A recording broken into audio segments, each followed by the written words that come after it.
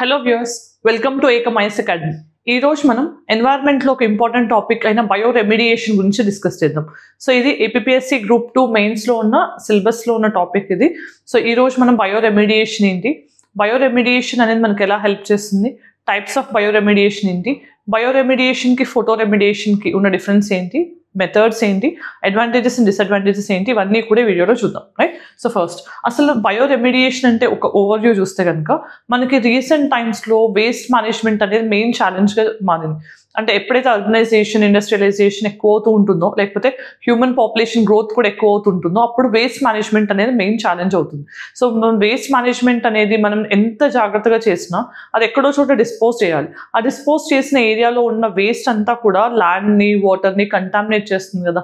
అలాంటప్పుడు అవి ఇంకొక చోటకి వెళ్ళినప్పుడు, అంటే వాటర్ ఎక్కడైతే కంటామినేటెడ్ వాటర్ వెళ్ళి ప్యూర్ వాటర్తో కలుస్తాయో అప్పుడు అవి కూడా కంటామినేట్ అవుతాయి. సో ఇలా ఏంటంటే మనకి ఈ ప్రాబ్లమ్స్కి సొల్యూషన్ ఆఫర్ చేసేదే సస్టైనబుల్గా విత్ ఎన్వైరన్మెంట్ ఫ్రెండ్లీ ఆప్షన్స్ని మనకి ప్రొవైడ్ చేసేదే బయో రెమిడియేషన్. సో దాని గురించి ఈ వీడియోలో డిస్కస్ చేద్దాం. సో ఫస్ట్ మనం చూస్తే ఈరోజు వై న్యూస్ అసలు మీనింగ్ ఏంటి, దాంతోపాటు మెథడ్స్ ఏంటి, సిగ్నిఫికెన్స్ ఏంటి, టైప్స్ ఆఫ్ బయో రెమిడియేషన్ ఏంటి, అడ్వాంటేజెస్ అండ్ డిసడ్వాంటేజెస్ ఏంటి, అలానే ఫోటో రెమిడియేషన్ అంటే ఏంటో తెలుసుకుందాం.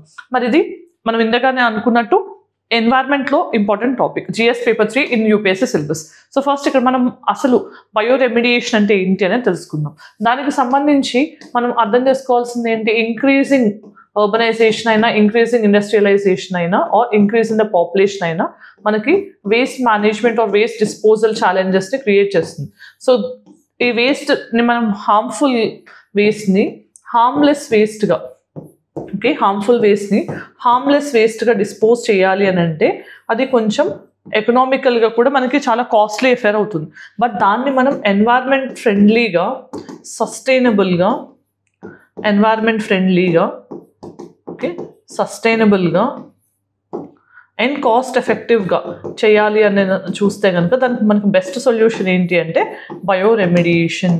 సో ఈ బయో రెమిడియేషన్ అనేది మెయిన్ సొల్యూషన్. సో ఫస్ట్ అసలు బయో రెమిడియేషన్ అనేది ఏంటో తెలుసుకునే ముందు మనకి ఎన్వైరన్మెంట్ పాయింట్ ఆఫ్ వ్యూలో 2 టర్మ్స్ బాగా వినిపిస్తుంటాయి. ఒకటి బయో అక్యుములేషన్, బయో మ్యాగ్నిఫికేషన్. మరి ఈ 2 ఏంటి అంటే, సో ఎప్పుడైనా కానీ మనకి పొల్యూటెంట్ అనేది మన బాడీలోకి ఎంటర్ అయిన తర్వాత ఒకటే ఆర్గానిజంలో అది కన్ఫైన్ అయ్యి ఉండి ఆ ఆర్గానిజంలో పొల్యూటెంట్ లెవెల్ అనేది రోజు రోజుకి పెరుగుతూ ఉందనుకుందాం. ఫర్ ఎగ్జాంపుల్ ఒక రివర్ బాడీ ఆర్ ఒక లేక్ ఆర్ పాండ్ ఉంది అనుకుందాం.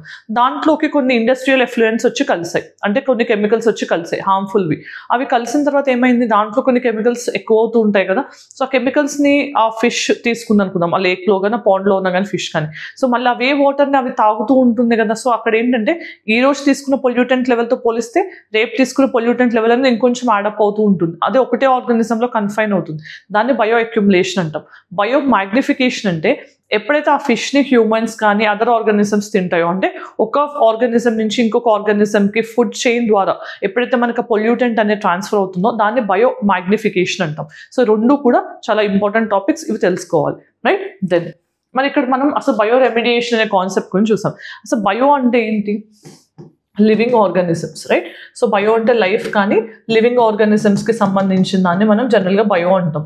మరి రెమిడియేషన్ అంటే ఏంటి, ఇది ఒక సొల్యూషన్. రెమెడీ అంటే ఏంటి, దేనికైనా ఒక సొల్యూషన్. మరి దేనికి సొల్యూషన్, వేస్ట్ మేనేజ్మెంట్కి కానీ వేస్ట్ డిస్పోజల్కి కానీ ఒక మెయిన్ ఛాలెంజ్. అంటే మనకి ఎప్పుడైతే హార్మ్ఫుల్ కెమికల్స్ కానీ సబ్స్టెన్సెస్ కానీ ఎన్వైరన్మెంట్లోకి రిలీజ్ అవుతాయో వాటిని మనం ఈజీగా హార్మ్లెస్ ఫామ్లో డిగ్రేడ్ చేయడానికి యూజ్ చేసే మెథడ్నే బయో రెమిడియేషన్ అంటాం. మరి ఇక్కడ ఏం యూజ్ చేస్తుంటారు జనరల్గా ఈ బయో రెమిడియేషన్లో అంటే బ్యాక్టీరియా కానీ,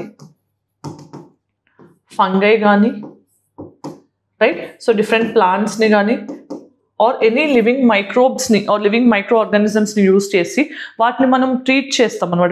వేస్ట్ సైట్స్ని కానీ, పొల్యూటెడ్ సైట్స్ని కానీ, కంటామినేటెడ్ సైట్స్ని కానీ ట్రీట్ చేసే మెథడ్ని ఏమంటాం, బయో రెమిడియేషన్ అంటాం. మరి ఇది ఆ పర్టికులర్ సైట్లో మనకు కనిపించే మైక్రో ఆర్గానిజం నుంచి అయినా చేయొచ్చు, లేదా వేరే సైట్ నుంచి తీసుకొచ్చిన మైక్రో ఆర్గానిజం ద్వారా అయినా చేయొచ్చు. సో మెయిన్ ఆబ్జెక్టివ్ ఏంటి, ఇక్కడ ఇక్కడ హార్మ్ఫుల్ ఫామ్లో ఉన్న దాన్ని హార్మ్లెస్ ఫామ్లోకి కన్వర్ట్ చేయడం. ఇది ఆయిల్ స్పిల్స్ ఏవైతే జరుగుతుంటాయో ఓషన్స్లో మనకు తెలిసిందే కదా, మనకి మేజర్గా ఆయిల్ ఇంపోర్ట్స్ కానీ ఎక్స్పోర్ట్స్ అన్ని కంట్రీస్ మధ్యలో ఎక్కువ సీ రూట్స్ నుంచి జరుగుతుంటాయి. మరి ఎప్పుడైతే అవి ట్రాన్స్ఫర్ మనకి సీ నుంచి అవుతూ ఉంటాయో ఒక్కొక్కసారి యాక్సిడెంటల్గా 2 షిప్స్ కొల్యూషన్ వల్ల కానీ, ఒక్కొక్కసారి ఓవర్ వెయిట్ వల్ల కానీ, లేకపోతే సీలో జరిగే చేంజెస్ వల్ల కానీ అది ఓవర్ బర్డెన్ అయిందని మొత్తం స్పిల్ అవుట్ అయిపోయింది అనుకుందాం. అప్పుడు ఏంటి, ఆయిల్ నుంచి వాటర్ సెపరేట్ చేయడం చాలా డిఫికల్ట్. ఆయిల్ స్పిల్స్ని ఆ వాటర్ని కంటామినేట్ చేసిన ఏరియాస్ని మనం మళ్ళీ దాన్ని నార్మలైజ్ చేయడానికి కూడా బయో రెమిడియేషన్ యూస్ చేస్తుంటాం. ఈ వేస్ట్ మేనేజ్మెంట్లో చాలా చాలా ఇంపార్టెంట్ రోల్ ప్లే చేస్తుంది. మరి అసలు ఇది ఎలా ఫంక్షన్ చేస్తుంది అనేది తెలుసుకుందాం. సో ఇక్కడ ఏంటి మెయిన్గా మనకి ఆర్ హౌ డస్ ఇట్ వర్క్ అనేది చూస్తే కనుక, బయో రెమిడియేషన్లో ఏం చేస్తాం, ఒక మైక్రోబ్ అంటే అది బ్యాక్టీరియా కానీ ఫంగై కానీ ఒక ప్లాంట్ ఇలాంటి వాటిని తీసుకుని దాన్ని యూస్ చేసి మనం ఏం చేస్తాం, లివింగ్ మైక్రోబియల్ యాక్షన్ని పెంచుతాం అనమాట. అంటే లైవ్ మైక్రోబ్స్ ఏవైతే ఉంటాయో మనకు ఆ డీగ్రేడేషన్లో హెల్ప్ చేస్తాయో, దేని డీగ్రేడేషన్లో, హార్మ్ఫుల్ సబ్స్టెన్స్ నుంచి హార్మ్లెస్ సబ్స్టెన్స్ డీగ్రేడ్ చేయడానికి ఏవైతే యూస్ చేస్తారో వాటిని మనం మల్టిప్లై చేయడానికి ట్రై చేస్తాం అనమాట. దాన్నే బయో రెమిడియేషన్ అంటాం. అంటే మనకు ఆ సైట్లో దొరికే మైక్రో ఆర్గానిజంని కానీ బయట నుంచి తీసుకునే మైక్రో ఆర్గానిజంని యూస్ చేసి అక్కడ మనం లైవ్ మైక్రోబియల్ యాక్షన్ని ప్రమోట్ చేస్తాం. ఆ లైవ్ మైక్రోబియల్ యాక్షన్ ద్వారా మనకి ఈ ప్రాసెస్ అనేది వేస్ట్ డిస్పోజల్ని అంటే హార్మ్లెస్ ఫామ్లో కన్వర్ట్ చేయడానికి ఇది యూజ్ అవుతుంది. మరి దీని యొక్క మెట్రిక్ ఏంటి, అసలు జనరల్గా దీన్ని ఎలా మెజర్ చేస్తాము అని అంటే రిడాక్స్ అంటాం. రిడాక్స్ అంటే రిడక్షన్, దేంట్లో ఆక్సిడేషన్ రిడక్షన్ అని కూడా అంటాం. సో ఇది మెయిన్ మెట్రిక్ అనమాట. అంటే మనకు అసలు ట్రీటెడ్ సైట్ అనేది, ఫర్ ఎగ్జాంపుల్ కంటామినేటెడ్ సైట్ ఉంది, ఆ కంటామినేటెడ్ సైట్ అనేది మనం దాన్ని ట్రీట్ చేస్తాం బయో రెమిడియేషన్ ద్వారా. మరి కంప్లీట్గా క్లీన్ అయిందా, లేకపోతే ఎంతవరకు క్లీన్ అయింది, ఎంతవరకు అది లెస్ హార్మ్ఫుల్ అయింది, ఇవన్నీ తెలుసుకోవాలి అని అంటే ఒక మెషర్ ఉండాలి కదా. అలాంటి మెషర్ రిడాక్స్ అనమాట. అంటే జనరల్గా మనకి ఎప్పుడైనా ఒక పర్టికులర్ ఎన్వైర్న్మెంట్ అంటే లేక్ కానీ పాండ్లో కానీ ఒక డెడ్ ఆర్గానిజం ఉందనుకుందాం. అప్పుడు ఏమవుతుంది, డికంపోజర్స్ లైక్ బ్యాక్టీరియా ఫంగై ఇవన్నీ ఏం చేస్తాయి, డికంపోజ్ చేయడానికి ఎక్కువ ఆక్సిజన్ని తీసుకుంటూ ఉంటాయి. ఆక్సిజన్ కెపాసిటీ ఆ లేక్లో ఉన్నదాన్ని తీసుకుంటూ ఉంటాయి. దానివల్ల ఏమవుతుంది, అవి ఎక్కువ అయ్యే కొద్దీ లివింగ్ ఆర్గానిజమ్స్కి ఆక్సిజన్ సప్లై అనేది తగ్గుతూ ఉంటుంది, రైట్. సో ఇది BOD COD point of view మీరు చదివే ఉండొచ్చు, పొల్యూషన్ని బట్టి అది వేరే అవుతుంటుంది. బట్ మనకి జనరల్గా ఏంటంటే ఈ రిడాక్స్ ఏంటి అంటే, ఎప్పుడైతే కనుక ఈ మనకి లైవ్ మైక్రోబియల్ యాక్షన్ ఏదైతే ఉంటుందో అది ఎక్కువ ఆక్సిజన్ యూస్ చేస్తూ ఉంటుంది అనమాట. ఈ ప్రాసెస్లో మెటబాలిజం ద్వారా వాళ్ళు ఇంకా మైక్రో ఆర్గానిజమ్స్ ప్రొడ్యూస్ చేయడానికి ట్రై చేస్తుంటాయి అనమాట ఈ ప్రాసెస్లో. సో ఎక్కువ ఆక్సిజన్ ఎప్పుడైతే క్యాప్చర్ చేస్తూ ఉంటాయో ఆక్సిజన్ అనేది తగ్గుతూ వస్తుంది ఆ పర్టికులర్ సైట్లో కానీ ఆ పర్టికులర్ ఎకోసిస్టంలో కానీ. దాన్ని మనం మెజర్ చేస్తాం ఆక్సిడేషన్ రిడక్షన్ పాయింట్ ఆఫ్ వ్యూలో. దాన్నే రిడక్స్ అని అంటాం అనమాట. అది ఒక మెట్రిక్, అసలు ఎంత రెమిడియేషన్ అయింది లేకపోతే ఎంత ట్రీట్ అయింది ఆ సైట్ అని చెప్పడానికి ఇది ఒక మెయిన్ మెట్రిక్ అనమాట. దెన్ ఇప్పుడు ఒకసారి మనం అసలు ఎన్ని టైప్స్ ఆఫ్ బయో రెమిడియేషన్ ఉందనే తెలుసుకుందాం. సో జనరల్గా టైప్స్ ఏంటి, మనకి 2 బేసిక్ టైప్స్ ఉంటాయి, మళ్ళీ వీటిలో సబ్ టైప్స్ అనేవి ఉన్నాయి. So first one in situ, ex situ. So మీకు ఇంతకుముందు మనం బయోడైవర్సిటీ వీడియోలో కూడా డిస్కస్ చేసాం. కన్జర్వేషన్ ఆఫ్ బయోడైవర్సిటీ అనేది ఇన్సిటు ఉంటుంది, ఎక్సిటు ఉంటుంది. ఎప్పుడైనా ఇన్సిటు అంటే ఏంటి, ఆన్ దట్ పర్టికులర్ సైట్, అంటే ఆ పర్టికులర్ సైట్ నుంచి మనం కన్జర్వేషన్ చేయడానికి ఎఫర్ట్ తీసుకుంటే కనుక ఇన్సిటు అంటాం. ఆ ప్లేస్ నుంచి అంటే కంటామినేటెడ్ వాటిని ఎక్కడికి తరలించుకున్న ఆ సైట్లోనే మనం ట్రీట్ చేస్తే ఇన్సిటు అంటాం. అలా కాకుండా వేరే చోటకి తరలించి అక్కడ మళ్ళీ దాన్ని ట్రీట్ చేయడానికి మనం పెట్టే ఎఫర్ట్ని ఎక్సిటు అంటాం. సో ఇది సింపుల్ కదా. నెక్స్ట్ ఇన్సిటు కన్జర్వేషన్స్లో మనకి ఎస్పెషల్లీ బయో రెమిడియేషన్లో ఏమేమి మెథడ్స్ ఉన్నాయో తెలుసుకుందాం. ఇన్సిటు అంటే ఏంటి, ఆన్ దట్ పర్టికులర్ సైట్. మరి ఇక్కడ ఏంటి, ఫస్ట్ వన్ బయోవెంటింగ్.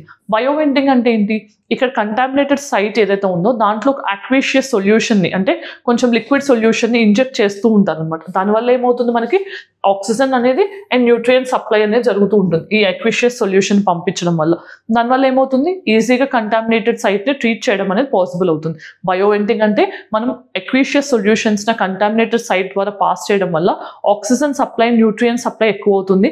దానివల్ల మనకి డికంపోజిషన్ అనేది చాలా ఈజీ అవుతుంది. అది bioventing. Next bio augmentation. Augmentation అంటే ఏంటి, ఇక్కడ ఇంక్రీజ్ చేయడం అంటే కంటిన్యూస్గా మనం సప్లై చేసే మైక్రో ఆర్గానిజమ్స్ ఏవైతే ఉంటాయో బ్యాక్టీరియా కానీ ఫంగై ఇలాంటి వాటిని ఎక్కువగా సప్లై చేస్తూనే ఉంటారు అంటిల్ అంటే అది డికంపోజ్ అయ్యి మొత్తం కంటామినేటెడ్ సైట్ ఫ్రీ అయ్యేంత వరకు కూడా దాన్ని సప్లై చేస్తూనే ఉంటారు. దాన్ని మనం బయో ఆగ్యుమెంటేషన్ అంటాం. నెక్స్ట్ బయోస్పెరేజింగ్ అని అంటాం. మరి ఇదేంటి, జనరల్గా మనకి ఇక్కడ ప్రెషరైజ్డ్ ఇంజెక్షన్ చేస్తుంటాం. దేన్ని ఇంజెక్ట్ చేస్తుంటారు, ఎయిర్ని ఇంజెక్ట్ చేస్తుంటారు. దానివల్ల ఏమవుతుంది, మనకి ఎక్కడైతే వాటర్ మనకి కంటామినేటెడ్ సైట్ ఉంటుందో వాటర్ టేబుల్ కంటే అక్కడ మనం ఆక్సిజన్ కంటెంట్ అనేది పెంచడానికి, ఎయిర్ నుంచి మనకి గ్రౌండ్ వాటర్లో ఉన్న ఆక్సిజన్ కంటెంట్ పెంచడానికి ఇంజెక్ట్ చేస్తూ ఉంటాం అనమాట ఎయిర్ని.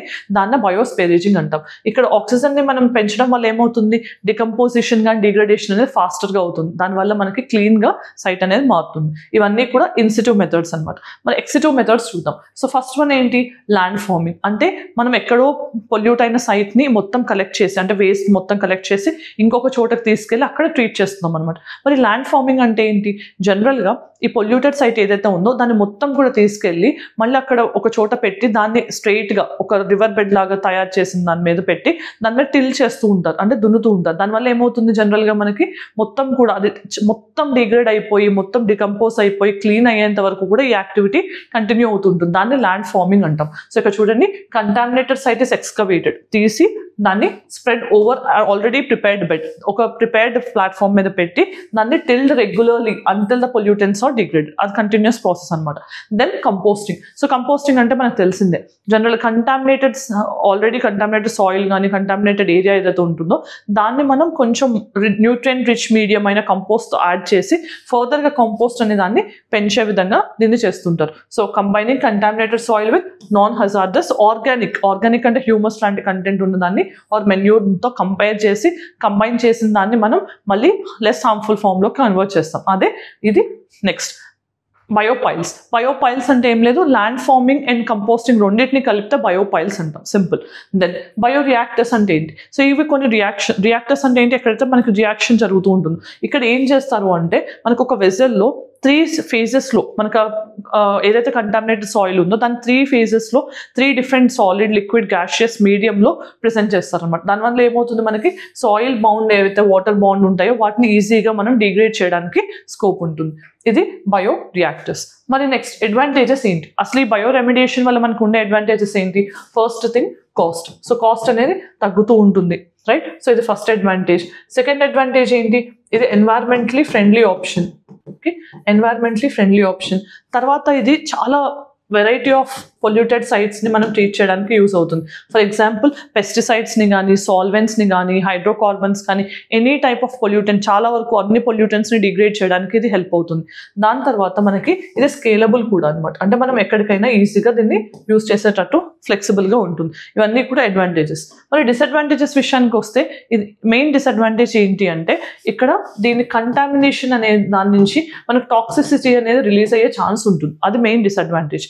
దాంతోపాటు మనకి జనరల్గా ఈ ఏరియాస్లో డిగ్రేడ్ చేయడానికి మనం యూస్ చేసే ఆర్గానిజమ్స్ ఏవైతే ఉంటాయో అవి కొన్ని పర్టికులర్ ఎన్వైర్మెంట్స్లోనే సస్టైన్ అవుతాయి అనమాట. అంటే pH నార్మల్గా ఉండాలి, టెంపరేచర్ ఉండాలి, మాయిశ్చర్ కంటెంట్ ఉండాలి. సో అలాంటి ఆ సైట్ స్పెసిఫిక్ ఇవన్నీ కూడా మ్యాచ్ అయితేనే ఈ బయో రెమిడియేషన్ వల్ల వచ్చే రిజల్ట్ అనేది మనకు మోస్ట్ ఎఫెక్టివ్గా ఉంటుంది అనమాట.